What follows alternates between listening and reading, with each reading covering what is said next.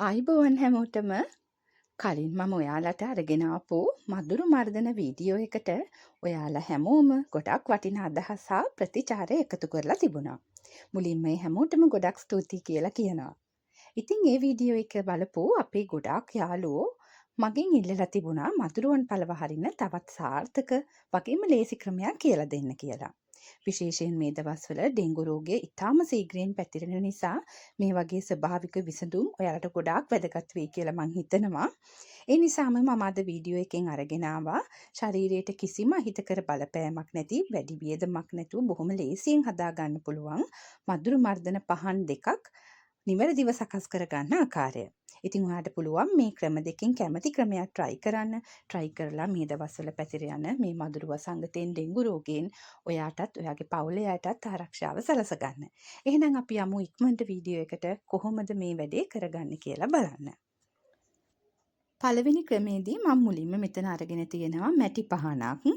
මේ මැටි පහනට පොල් තෙල් ටිකක් තමයි මම මේ එකතු කරගන්නේ. වැඩි ගොඩාක් පොල් තෙල් වල එකතු කරගන්න එපා. මෙන්න මේ වගේ පොඩි ප්‍රමාණයක් එකතු කරගත්තම ඇති. ඊළඟට මේ පොල් තෙල් එක උඩින් ඔයා එකතු කරගන්න ඩෙටෝල්. ඩෙටෝල් ටිකක් වැඩිපුර එකතු කරගත්තත් ප්‍රශ්නයක් නැහැ. ඔන්න ඔය විදිහට ඩෙටෝල් ටික එකතු කරගෙන නැවතත් ඒ ඩෙටෝල් ටිකට උඩින් පොල් තෙල් ටිකක් ආයෙමත් එකතු කරගන්න. ඔන්න ඔය විදිහට ලේයර්ස් 3ක් තමයි අපි හදාගන්න ඕන. ඊළඟට මේකට උඩින් මම එකතු කරනවා කරාබු නැටි ටිකක්. කරාබු නැටි ඔයාට තලලා වුණත් එකතු කරන්න පුළුවන්. මම මෙන්න මේ වගේ කරාබු නැටි 7-8ක් මේකට උඩින් එකතු කරගන්නවා. ඊළඟට මම එකතු කරන්නේ කුරුඳු. කුරුඳුත් මෙන්න මේ වගේ මම පෙන්නන විදිහට ගොඩාක් පොඩියට චූටි කෑලි වගේ කඩලා ඔයා මේ පානට එකතු කරගන්න. කුරුඳු පවුඩර් එක නම් එකතු කරන්න එපා. මොකද ගොඩක් සාර්ථක කුරුඳු ටිකක් අපි මේ විදිහට කඩලා එකතු කරගන්න එක. ඊළඟට කරන්න තියෙන්නේ සාමාන්‍යයෙන් අපි පානක් පත්තු කරන විදිහට පහන් තීරයක් මේ විදිහට රඳවලා පහන පත්තු කරගන්න එක. ඉතින් මේ තියෙන්නේ අපි හදාගත්ත පහන. මේකේ අපි කරාබු නැටි කුරුඳු වගේ දේවල් ඒ විතරක් නෙමෙයි ඩෙටෝල් වගේ දේවලුත් එකතු කරලා තියෙනවා. ඉතින් මම මෙන්න මේ විදිහට මේ පහන පත්තු කර ගන්නවා. ඉතින් මම අර කලින් කිව්වා වගේ මේ පහන හදද්දී අපි එකතු කරගත්ත දේවල් දහනය වෙලා නිකුත් වෙන සැර සුවඳට මధుරෝ ඉතාමත්ම සංවේදී. එතකොට එයාලා මේ සුවඳ ආග්‍රහණය වෙන මේ සුවඳ දැනෙන පළාතකටවත් ඉන්න කැමති නැහැ, රැඳෙන්නේ නැහැ. මේක මම try කරලා මගේ අත්දැකීමෙන් ඔයාලට අරන් ආවේ.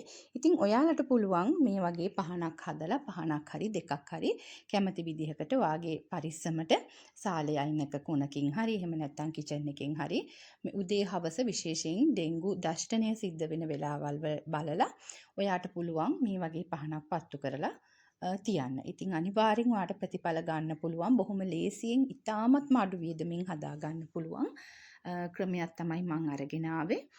ඉතින් අපි බලමු ඊළඟ ක්‍රමය මොකක්ද කියලා. මං හිතනවා ඔයාලා ගොඩ දෙනෙක් මේ ක්‍රමය try කරලා නැතුව ඇති කියලා. නමුත් මේක මధుරවන්ට අතිශය සාර්ථක ක්‍රමයක්. ඉතින් මුලින්ම කරන්න තියෙන්නේ මෙන්න මේ වගේ ලොකු ලූණු ගෙඩියක් අරගෙන ලූණු ගෙඩියේ වටේ කොටස අපි හිමීට පරිස්සමට කපලා අයින් කරගන්න ඕන. ඉතින් යටින් හිලක් එහෙම හැදෙන්නේ නැති විදිහට ඔයා මේ වැඩේ මෙන්න මේ වගේ පරිස්සමට කරගන්න. ඊට පස්සේ අපි හදාගත්ත ලූණු ගෙඩිය මෙන්න මේ වගේ පහනක් උඩ තියාගන්න. ඒක පොඩ්ඩක් ආරක්ෂාවට හොඳයි. ඒ නිසායි මම මේ පහනක් උඩ තිබ්බේ. ඊට පස්සේ අපි මේකට පොල් තෙල් බොහොම පොඩි ප්‍රමාණයක් එකතු කර ගන්නවා. මෙන්න මේ විදිහට පොල් තෙල් ටිකක් එකතු කරගෙන ඊළඟට අර කලින් විදිහටම අපි මේකට එකතු කරගන්නේ ඩෙටෝල් ටිකක්. ඩෙටෝල් ලික්විඩ් එකකින් ටිකක් වැඩිපුර වෙන්න මෙතෙන්දී එකතු කර ගන්නවා. ඉතින් ඔන්න ඔය ඉන්ග්‍රීඩියන්ට් දෙක විතරයි අපි මෙතෙන්දී එකතු කරගන්නේ. ඊට පස්සේ කරන්න තියෙන්නේ සාමාන්‍යයෙන් මේකටත් පහන් තිරයක් දාලා මෙන්න මේ වගේ මේ අපි හදාගත්ත පහන පත්තු කරගන්න එක. ඉතින් ඔන්න ඔය විදිහට මේ පහන පත්තු කරගන්නවා. මధుරෝ සාමාන්‍යයෙන් මිනිසුන්ව හොයාගෙන ඉන්නේ අපේ සිරුරෙන් පිටවන කාබන් ඩයොක්සයිඩ් වායුව හා දහඩිය දුගඳ නිසායි. නමුත් ලූණු වල තියෙන තද සුවඳ හා සල්ෆර් වායුව නිසා මధుරවන්ට මිනිස් සිරුරේ සුවඳ හඳුනා ගැනීමට අපහසු වෙනවා. ඉතින් ඒ නිසා ඔයාටත් මදුරුවන්ගෙන් ආරක්ෂා වෙන්න බොහොම පහසුවෙන් මේ ලූණු වලින් හදාගත්ත පහන පාවිච්චි කරන්න පුළුවන්. ඉතින් ඉතාමත්ම ප්‍රතිඵලදායී ඒ වගේම පහසුවෙන් අඩු වියදමින් හදාගන්න පුළුවන් මදුරු විකර්ශක පහන් දෙකක් හදාගන්න විදිහ තමයි මම අද ඔයාලට කියලා දුන්නේ. ඉතින් මේවා හදලා බලන්න ලොකු ගණන් වලට කඩෙන් දේවල් ගෙනලා වේපරයිසර්ස් මදුරු කොයිල් ස්ප්‍රේ ಜಾති මේවට මුදල් වියදම් කරලා ලෙඩ හදාගන්නව වෙනුවට බොහෝම ආරක්ෂාකාරීව අඩු වියදමින් හදාගන්න පුළුවන් මේ වගේ දේවල් ඔයා try කරන්න. පරිස්සමෙන් මේ දේවල් හදාගත්තම පාවිච්චි කරන්න ආරක්ෂාව ගැන අංක 1ට හිතන්න.